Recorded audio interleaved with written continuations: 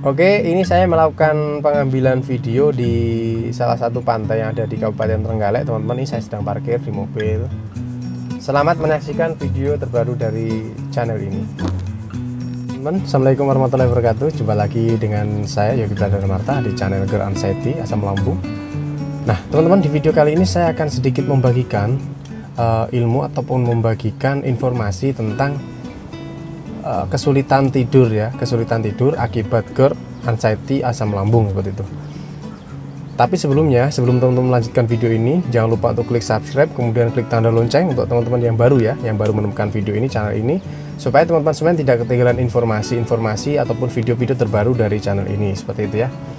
Oke, kita langsung ke topik bahasan teman-teman ya. Teman-teman, ketika kita sudah mulai bisa tidur nyenyak, ketika kita sudah bisa mulai enak tidur, itu menandakan bahwa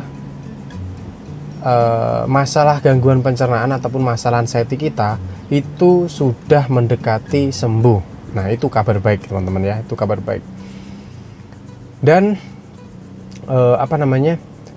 ketika kita masih sulit tidur, ketika kita masih memiliki masalah tentang tidur seperti itu menandakan bahwa pencernaan kita juga masih belum stabil, pikiran-pikiran kita juga masih belum stabil. Nah, jadi tidur ini juga bisa menjadi penentu, bisa menjadi salah satu faktor di mana sebagai penanda kita ini sudah mau sembuh, sudah sembuh, atau bahkan belum sembuh seperti itu. Nah, jadi saya akan bagikan tips-tips atau saya bagikan informasi-informasi tentang masalah ini seperti itu ya. Yang pertama,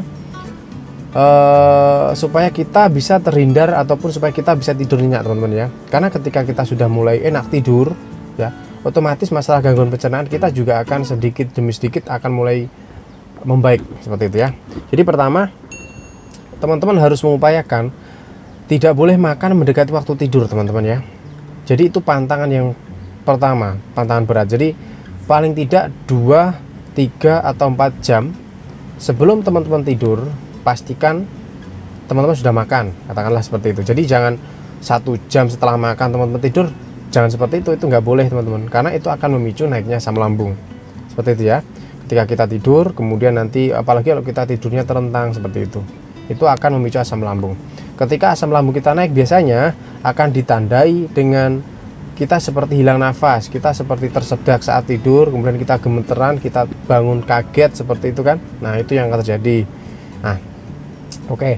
Yang kedua, yang pertama kan tadi tidak makan gitu ya. Terus yang kedua teman-teman, ketika tidur ya, usahakan untuk tidak berbaring. Tidak berbaring itu dalam artian tidak terlentang gitu ya. Jadi teman-teman harus tidur dalam posisi miring. Miringnya ke kiri ya, miring ke kiri bukan ke kanan ya. Kalau kita miring ke kanan itu cenderung asam lambung kita akan tumpah, akan naik seperti itu. Jadi kita miringnya ke kiri gitu teman-teman. Kemudian yang selanjutnya adalah kita tidur dalam posisi yang senderan ya. Kita tidur dalam posisi senderan, tidak dalam keadaan yang terlentang, karena itu juga bisa meminimalisir asam lambung kita naik ke kerongkongan seperti itu teman-teman ya. Oke. Dan yang selanjutnya itu biasanya kita harus bisa mendeskripsikan teman-teman, kita harus bisa menganalisa ya, kita sulit tidur itu karena apa seperti itu. Apakah dari faktor makanan, apakah dari faktor pikiran seperti itu. Kalau kita tadi yang sudah saya jelaskan, kita nggak bisa tidur karena kita kaget-kaget, karena kita seperti hilang nafas, seperti kita tersedak.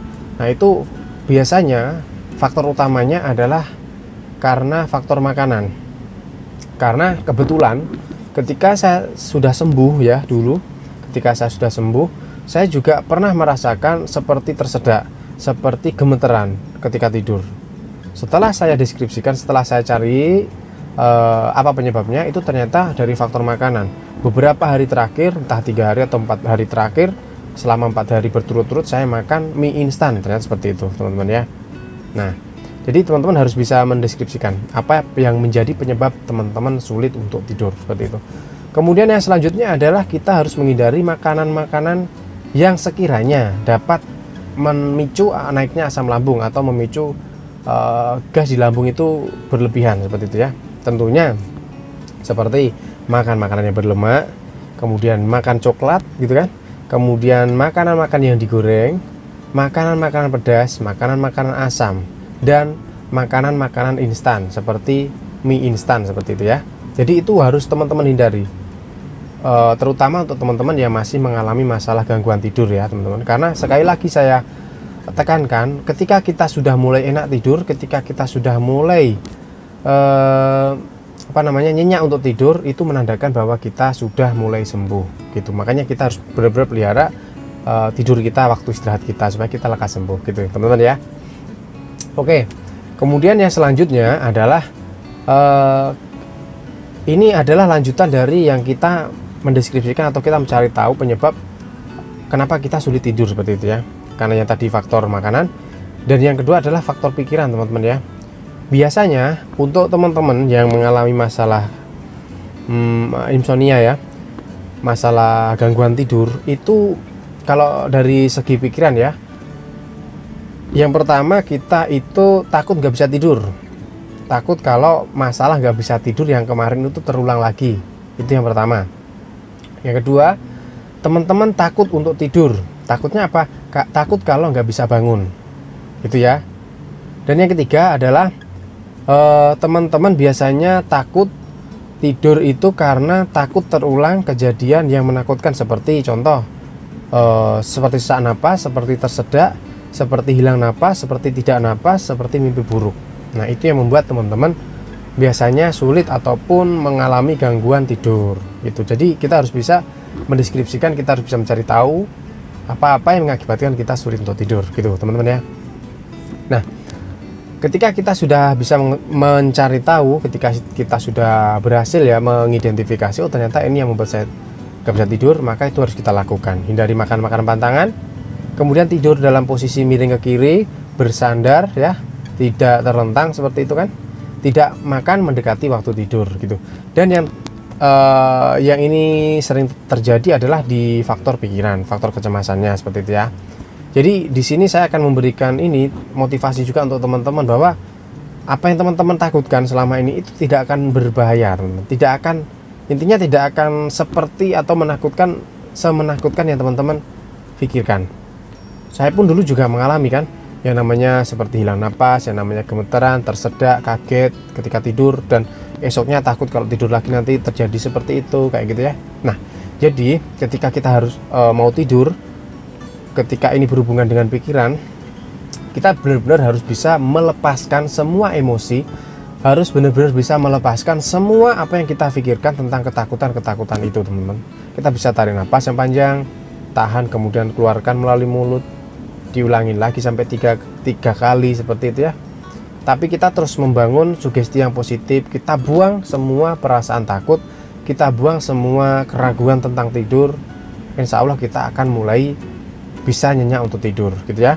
Dan juga alternatifnya teman-teman juga bisa mendengarkan hipnoterapi yang bisa membuat ketenangan hati teman-teman, mendengarkan motivasi-motivasi tentang asam lambung anxiety yang bisa menenangkan pikiran teman-teman. Itu bisa, sangat bisa ya, itu sangat bisa untuk membuat teman-teman rileks, membuat teman-teman tenang, sehingga teman-teman bisa untuk tidur gitu. Sekali lagi saya tegaskan bahwa ketika kita mengalami gangguan pencernaan, ketika kita mengalami masalah GERD, anxiety, ketika kita sudah bisa tidurnya, itu menandakan bahwa kita sudah sembuh. Dan itu terbukti teman-teman ya.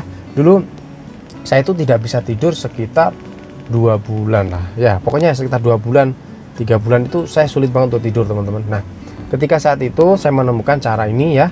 Saya menemukan cara ini yang telah saya jelaskan tadi di depan.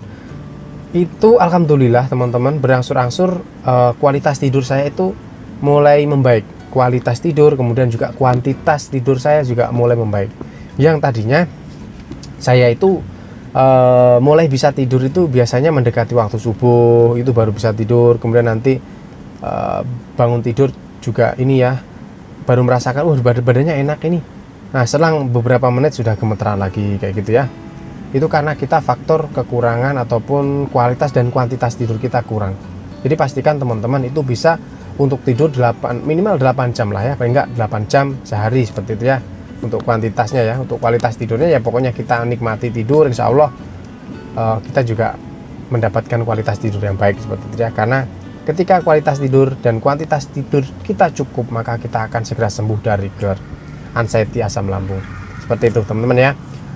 Nah, untuk pertanyaan-pertanyaan yang sekiranya belum teman-teman pahami, nanti silahkan ditanyakan di kolom komentar seperti itu ya. Dan untuk teman-teman yang mau pesan madu istighfar ataupun herbal untuk asam lambung, nanti silahkan hubungi saya di nomor 08 222 80 90 817. Saya ulangi, 08 222 80 90 817. Insya Allah herbalnya ataupun madu istighfarnya akan sangat bermanfaat untuk teman-teman, karena banyak sekali yang sudah sembuh, banyak sekali yang sudah membuktikan khasiat dari herbal yang kami kirimkan. Oke, jangan lupa klik subscribe, kemudian klik tanda lonceng untuk teman-teman yang baru menemukan video dan channel ini, supaya tidak ketinggalan informasi-informasi terbaru seputar GERD, anxiety, asam lambung. Dan semoga bermanfaat video ini ya. Saya akhiri, wabillahi taufiq wal hidayah. Wassalamualaikum warahmatullahi wabarakatuh.